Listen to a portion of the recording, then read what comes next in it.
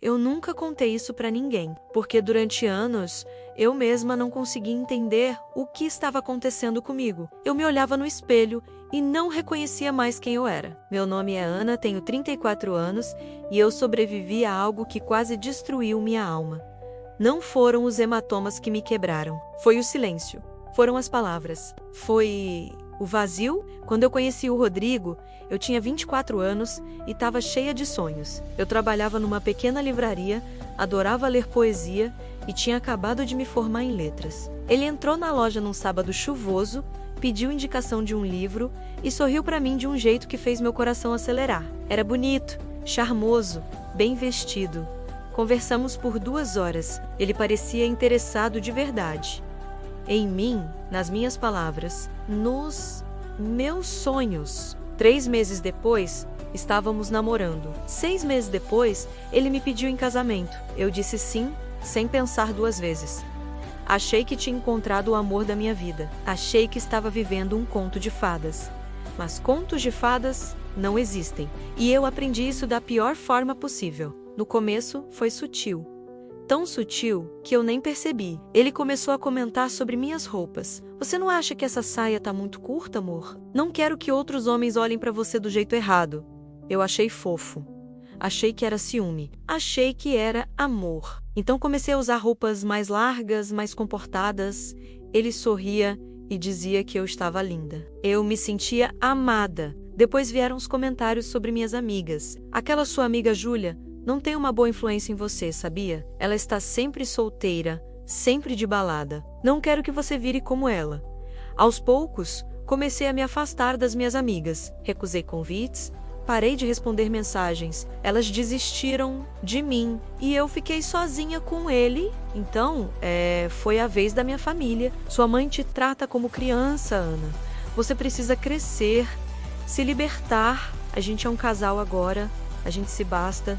Comecei a visitar menos minha mãe, inventava desculpas. Ela ficava triste, mas eu achava que era normal, achava que era parte de construir minha própria vida. 1 ano depois de casada, eu não tinha mais ninguém, só ele. E ele sabia disso. Foi quando tudo mudou de verdade. Ele começou a me criticar o tempo todo. Minha comida não estava boa, a casa não estava limpa o suficiente. Eu não me arrumava mais como antes. Você está se deixando levar, Ana. Olha pra você, quando a gente se conheceu, você era diferente.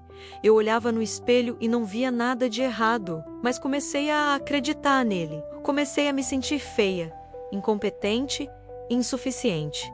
Eu chorava toda noite quando ele dormia. Chorava em silêncio, com medo de acordá-lo, porque se ele acordasse, ia dizer que eu era dramática, que eu inventava problemas, que eu era fraca. Então eu parei de chorar, parei de sentir qualquer coisa. Eu me tornei uma sombra, uma casca vazia andando pela casa, cozinhando, limpando, sorrindo quando ele chegava. Mas por dentro eu estava morrendo e ninguém sabia, porque eu não tinha mais ninguém para contar. Ele controlava cada centavo que entrava na casa. Meu salário ia direto para a conta dele. Ele me dava uma quantia toda semana para comprar comida. Assim, você aprende a administrar melhor. Amor, você sempre foi desorganizada com dinheiro. Eu não podia comprar nada para mim, um batom, um livro, nada. Eu pedia permissão para tudo, e muitas vezes a resposta era não. Ele checava meu celular toda a noite, lia minhas mensagens, via minhas redes sociais. Não tenho nada a esconder, eu dizia para mim mesma. Mas a verdade é que eu tinha medo. Medo de que ele encontrasse algo mesmo que não houvesse nada. Medo da reação dele. Porque quando o Rodrigo ficava bravo, o mundo parava. Ele nunca me bateu. Não com as mãos, mas as palavras dele eram socos. Ele gritava, xingava, me chamava de burra, de inútil, de ingrata. Dizia que ninguém mais ia me querer, que eu tinha sorte de ter ele, que sem ele eu não era nada. E eu acreditava, porque ele tinha me isolado tanto que eu realmente achava que ele era tudo que eu tinha. Eu me lembro de uma noite específica, estava fazendo o jantar e queimei o arroz. Foi sem querer, estava cansada, distraída. Quando ele viu, jogou o prato na parede, não em mim, na parede. mas eu senti como se tivesse jogado em mim. Ele me olhou com um desprezo tão profundo que eu quis desaparecer. Você não serve nem para isso, Ana. Para isso, e saiu de casa. Voltou às 3 da manhã. Não disse onde esteve. E eu não perguntei. Nunca perguntava. Os dias viraram semanas. As semanas viraram meses. Os meses viraram anos. E eu estava presa. Presa num ciclo que eu não sabia como sair. Porque ele sempre voltava pedindo desculpas. Sempre trazia flores. Sempre chorava e dizia que me amava. Que ia mudar, que eu era importante. E eu acreditava, porque eu queria acreditar, porque eu precisava acreditar que aquilo tinha algum sentido. Mas nunca mudava. Nunca. Até que um dia, algo quebrou dentro de mim. Eu estava no supermercado, comprando as coisas da semana com o dinheiro que ele tinha me dado. Passei por uma seção de livros, vi um que eu costumava amar quando era mais nova. Um livro de poemas. Peguei na mão, senti o peso dele, senti o cheiro das páginas. E por um segundo, eu me lembrei de quem eu era antes dele. Eu me lembrei da menina que sonhava, que ria, que amava poesia. Coloquei o livro de volta na prateleira, porque eu não tinha dinheiro para isso. E comecei a chorar ali mesmo, no meio do supermercado. Chorei tanto que uma senhora se aproximou e perguntou se eu estava bem. Eu disse que sim, mas eu não estava. Eu estava destruída. Naquela noite, Rodrigo chegou tarde de novo, cheirando a perfume que não era o meu. Ele nem tentou esconder, só foi pro quarto e dormiu. E eu fiquei na sala, no escuro, olhando para a parede. E eu pensei, eu mereço isso? Eu realmente mereço isso? E pela primeira vez em anos, a resposta foi não. Não, eu não merecia. Eu não merecia ser tratada como lixo. Eu não merecia viver com medo. Eu não merecia ter minha vida controlada. Eu não merecia ser humilhada todos os dias. Eu merecia mais. Eu merecia viver. Foi nessa noite que eu decidi que ia sair. Mas não foi fácil, porque ele tinha me convencido de que eu era fraca, de que eu era nada, e por muito tempo eu acreditei. Então comecei devagar, em silêncio, como uma sombra planejando sua própria liberdade. Comecei a guardar dinheiro, centavos, moedas, o troco do mercado. Escondia debaixo do colchão, num lugar que ele nunca olhava. Demorou meses para juntar uma quantia decente, mas eu juntei. Reativei contato com minha mãe. Mandei uma mensagem pedindo desculpas por ter me afastado. Ela respondeu na mesma hora. Disse que me amava, que sempre ia me amar e que a porta da casa dela estava sempre aberta. Eu chorei lendo aquela mensagem. Procurei informações sobre abrigos, sobre leis, sobre divórcio. Fiz tudo em segredo, no celular de uma colega de trabalho, porque ele ainda checava o meu. E numa terça-feira de manhã, quando ele saiu para trabalhar, eu peguei uma mala. Coloquei apenas o essencial: minhas roupas, meus documentos e aquele livro de poemas que eu tinha comprado com o dinheiro que juntei. Deixei minha aliança em cima da mesa da cozinha, junto com um bilhete que dizia apenas: eu mereço mais. E eu saí. Eu saí tremendo.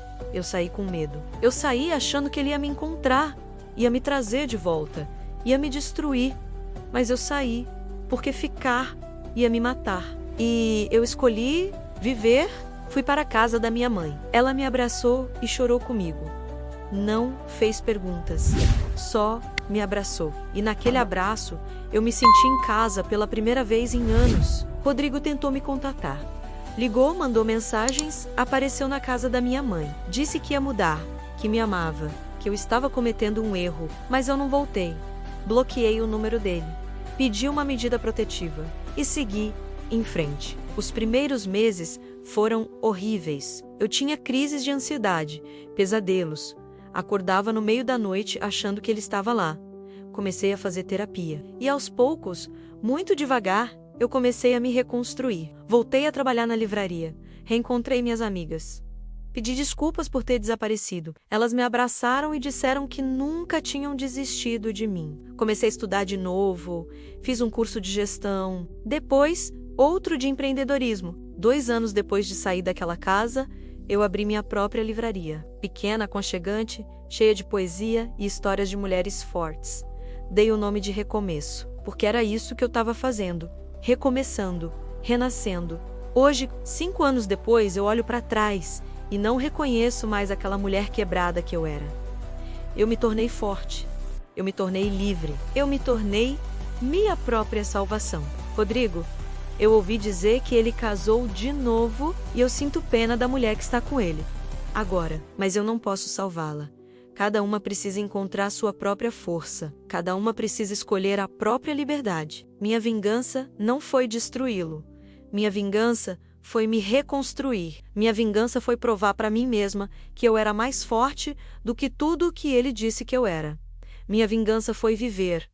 Realmente viver. Hoje eu acordo todos os dias e agradeço por ter tido coragem, por ter escolhido a vida, por ter escolhido a mim mesma. E se você está passando por algo parecido, eu quero que você saiba uma coisa. Você não está sozinha. Você não é fraca. Você não merece ser tratada assim. E você pode sair, vai ser difícil, vai ser assustador. Mas do outro lado, tem vida, tem luz, tem você inteira, esperando para renascer. Você merece mais. E você tem força para buscar esse mais. Se essa história tocou seu coração, me diz. De que cidade ou país você está assistindo? Deixa seu comentário aqui embaixo. Eu leio todos. Se inscreve no canal para ouvir outras histórias reais de mulheres fortes como essa. Curte esse vídeo e compartilha para que mais pessoas saibam que não estão sozinhas. Aqui, nenhuma mulher está sozinha. Aqui, a dor se transforma em força. Obrigada por me ouvir. Obrigada por estar aqui. E obrigada por acreditar que recomeçar é possível. Até a próxima história. E lembra, você é mais forte do que imagina.